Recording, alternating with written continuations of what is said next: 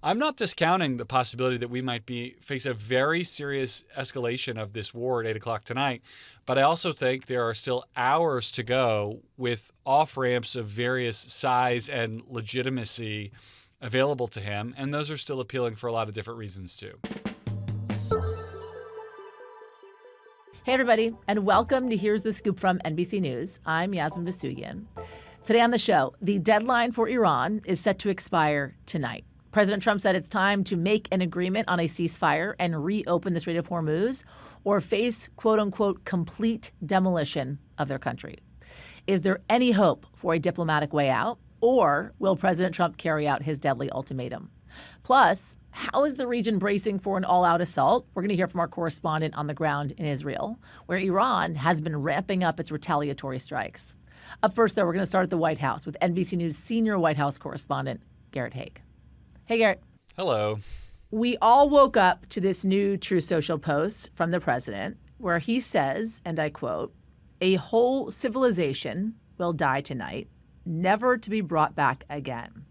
I don't want that to happen, but it probably will." Garrett, his posts throughout this war have significantly ramped up, right? We had a pretty controversial post over the weekend. Who is the president wanting to address in this post?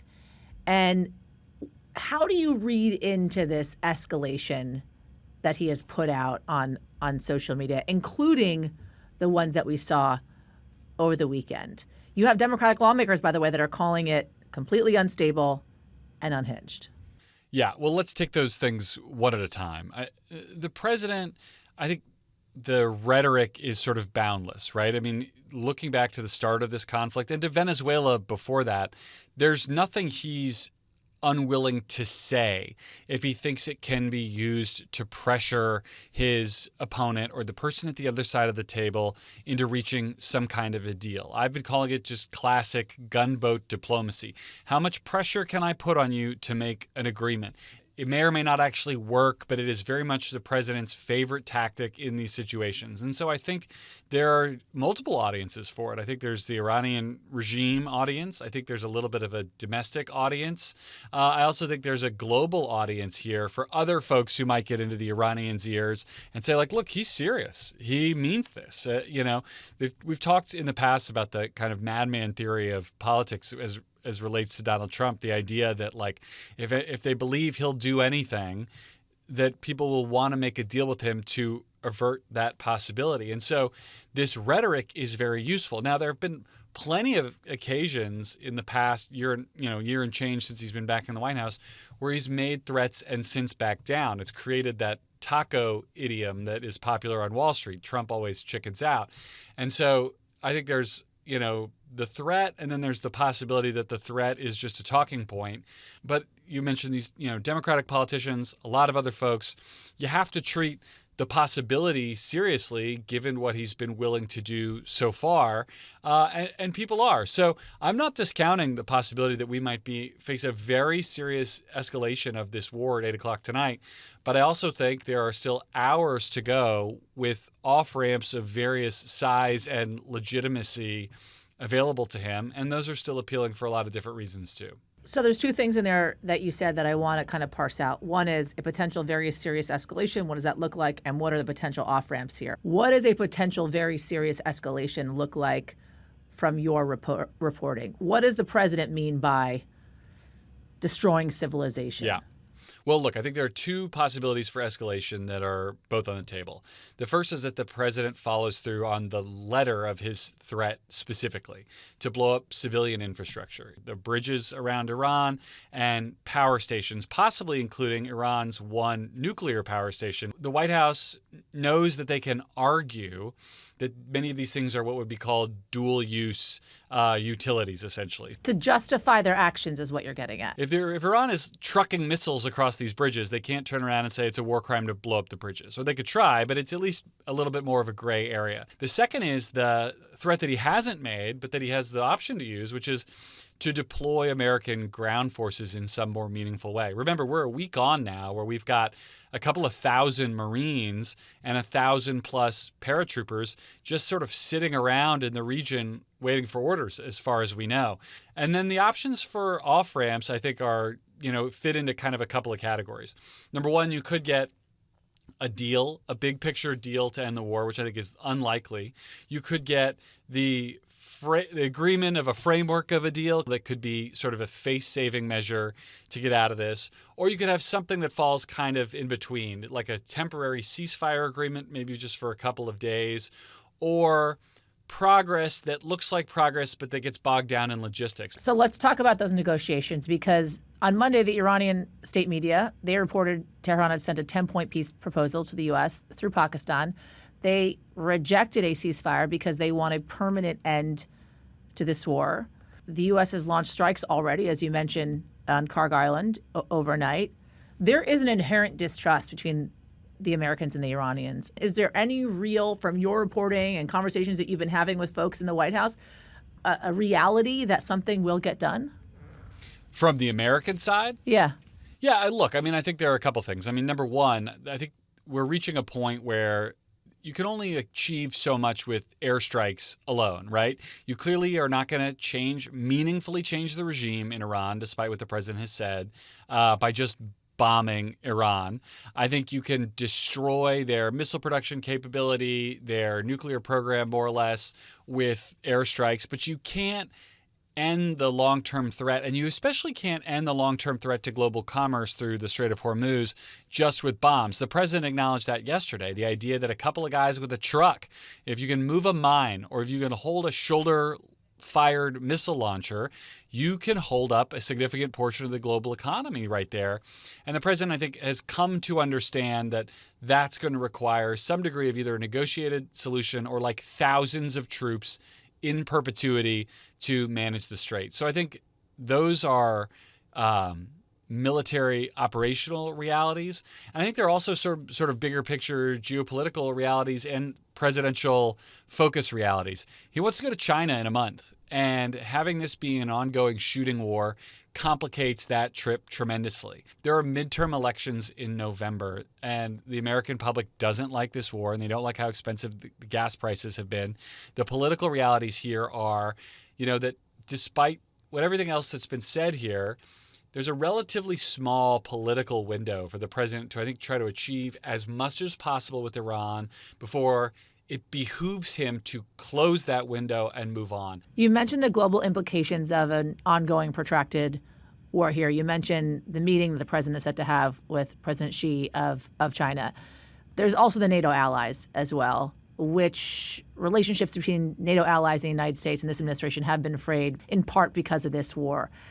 Do we know if the president has at all been in touch with the U.S.'s NATO allies, with China even, ahead of what could come after this deadline this evening?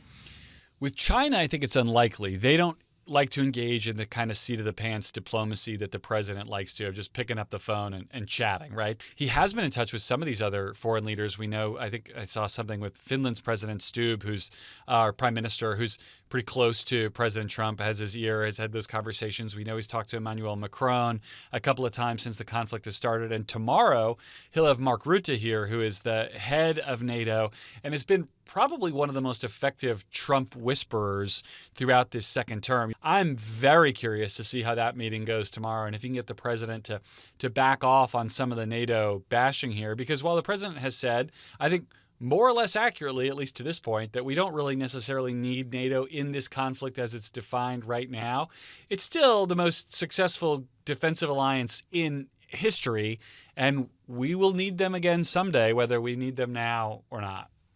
Amidst all of this, there's also the Israel question. How much coordination is the president having with Prime Minister Benjamin Netanyahu ahead of this 8 p.m. deadline that the president has set, and especially when it comes to ongoing negotiations with Iran? Well, they spoke at least once this past weekend that we know about, and possibly more. The White House does not always read out those calls, although the Israelis typically do. And part of the reason they do is that Donald Trump is more popular in Israel than Benjamin Netanyahu in a lot of the polling that we do see. And so I think the president does have pretty significant pull with Netanyahu and the Israelis. He's used that in Gaza. He has coordinated with them very closely on Iran, and I think it's possible he could have to use that sway again here, because if the president wants to strike a deal before the Israelis feel like the job is done, he might have to lean on Netanyahu to do so. I think it's a very interesting kind of mix of decision makers and political imperatives here in the next couple of months. Garrett Haake, thank you. You bet. We head now to the Middle East, where the violence has been escalating. The United States and Israel conducted a new wave of strikes inside Iran. According to the local governor's office in Al Borz province, at least 18 people were killed, including 2 kids. Iran then retaliated with missile strikes against Israel and its Gulf Arab neighbors. So as the region braces for tonight's deadline and what may be to come, I want to bring in NBC News senior national correspondent Stephanie Gosk, who's on the ground for us in Israel. Hi, Steph. Hi, yes. Thanks for having me on. Great to have you on. We're all looking towards this 8 p.m. Eastern Standard Time deadline tonight that the president has put out there. You're in Israel. There have been a lot of strikes inside Israel throughout the duration of this war so far, some strikes overnight as well. What is the sentiment on the ground in Israel right now when it comes to this ongoing war with Iran? Yeah, there are daily bomb sirens. They are often the sound you wake up to in the morning. They're the sound you go to bed to at night, and waking you up in the middle of the night. This is what people have been living here with for weeks. But the reality is that Israel's defenses are incredibly good, and they stop and intercept more than 90% of the rockets that come into their airspace. But every once in a while, a rocket does get through. And I went up to Haifa, which is in northern Israel, yesterday, and it was an example of what happens when one of these rockets does get through. And it leveled a home. It killed 4 people, injured many others. So while people, for the most part, know that they're probably going to be okay when they hear the sirens and they go into the shelters, there is also, of course, a sense of nervousness. I was just out on the street today walking around when another bomb siren went off, and I was struck by the fact that I was very close to the beach here in Tel Aviv. People piled off the beach, very orderly. They all went towards buildings that very clearly had shelters. People flowed in. You didn't see people ignoring the sirens. I mean, it is a disruptive part of life, and people here seem to be living with it okay, but obviously they want it to end soon. Yes. I want to talk about what's happening in Iran as well, because a U.S. official is telling us there are widespread strikes that have happened across Iran over the last few days, including in the last 24 hours. You had the destruction of a critical transit bridge, power outages in Kadaj, explosions on Karg Island, which is the site of Iran's main oil export terminal, which Trump, by the way, has publicly mused about destroying or seizing. I think the question is this the beginning of the campaign that the president said he is going to carry out, or are these warning shots? What is the belief in that region? Well, you may remember in the press conference yesterday that Pete Hegseth said that there were going to be more strikes today than at any other day in this campaign, and even more tomorrow. I mean, they came in today promising to strike a lot of different targets. Also, keep in mind, Israel is striking a lot of targets as well. The IDF today came out and warned Iranians to stay off of trains and out of train stations because they were going to target trains. And that's exactly what they did. They also said they targeted 8 bridges. They've targeted university, or perhaps not targeted universities, but hit them. There's Sharif University in Tehran that was hit. There was a professor who spoke to the press in English and said, we're just a university. We just do research here. So there are probably quite a few Iranians who are saying, civilian targets are already being hit. The justification from the IDF, Israel, and the United States is that these targets have had some sort of military purpose as well. But that is different than the kind of threat that the president has been issuing in the last couple of days, which is a complete annihilation of power plants and every bridge in the country, yes. The president is threatening to take out key civilian infrastructure, as we've been talking about. Iranian state media shared some photos purportedly showing civilians creating quote-unquote human chains around sites that could come under threat of attack from Israeli and U.S. forces, specifically Karg Island. Have we been able to verify any of these reports? And what do we know about how it is that Iranians are actually responding to the potential of these attacks? They're scared. They don't have good communication, first of all. They're basically blocked off from the world. But beyond that, they don't want to potentially say something that could get them in trouble. There are some images that come out, a lot of it from, state TV. You can't entirely trust it, but there was this one musician who has decided he's going to stay outside of Tehran's most critical power plant playing music to put himself in between U.S. missiles and that power plant. Not, it seemed as a kind of political statement to be aligned with the regime, Yaz, but to be aligned with his country. You've got the president talking about annihilating the civilization.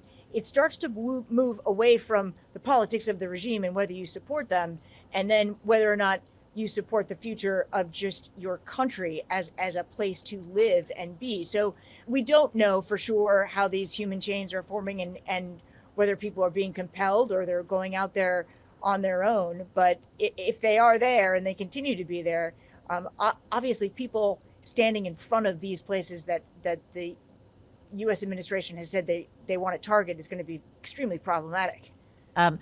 There was a statement that was put out, Steph, by Ayatollah Mojtaba Khamenei that was read on Iranian television. And I want to remind folks, this is obviously the son of Ayatollah Ali Khamenei, who was taken out in the early days of this war. He is now the new supreme leader. We have not seen him or heard his voice directly since he was appointed as the supreme leader and since really the attack on his father.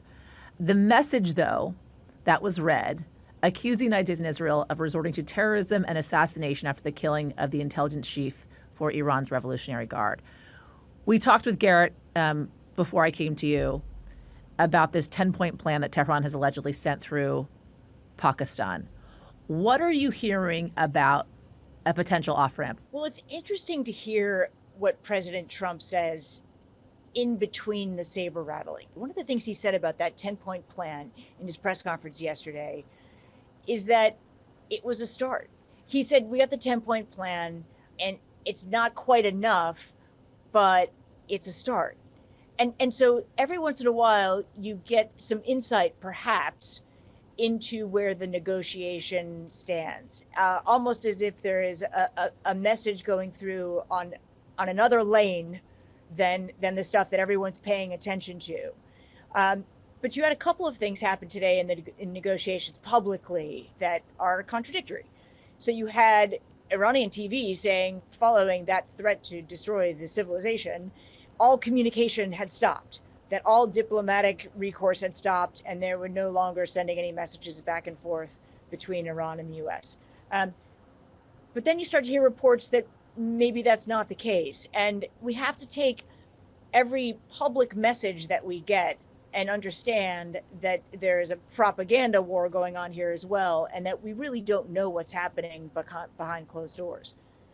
If these strikes occur, Israel is likely to feel the repercussions of those strikes. If Iran has anything left after these strikes, whatever they are, they will likely come for Israel. They will likely go for U.S. infrastructure inside of their Gulf neighboring states. What is the potential fallout for that? And how is Israel preparing for what may be to come? The question is, how much capacity do they really have left after more than 5 weeks of daily bombardment? We still do see the rockets coming into this region. Multiple alerts today in Israel. You have rockets targeting Bahrain, Saudi Arabia today, Kuwait in recent days, and some of them getting through. I mean, they still do clearly have some capacity. The defense minister here in Israel said to me a few days ago that they're hiding things underground, and it's hard to get to the things that they have underground. On the flip side, they've clearly been trying to be as destructive as possible around the region, and they've only had some success. I really do wonder how much capacity they have for what they call wider and more destructive attacks, yes. Does Israel have the ability to sustain this war along with the war to its north on Lebanon? I mean, there is two fronts happening right now. do they have the capability, the military capability, to sustain both of these wars? Well, they certainly say they do. You know, the war to the north, and we don't talk a ton about it in the U.S. media, but it's an extensive effort, and there is daily bombing by the Israeli military and incursions into Lebanon in a way that they haven't ever seen in Lebanon. It does seem like Israel is intent on pursuing that war, but at the same time also intent on protecting its homeland and continuing to wage an offensive war in Iran. I mean, today was a huge day of strikes, according to the IDF. Stephanie Gosk, thank you. You're welcome. That is going to do it for us at Here's the Scoop from NBC News. I'm Yasmin Vasugian. If you like what you heard or you saw, press the subscribe button. We'll see you tomorrow. We thank you for watching, and remember, stay updated on breaking news and top stories on the NBC News app or watch live on our YouTube channel.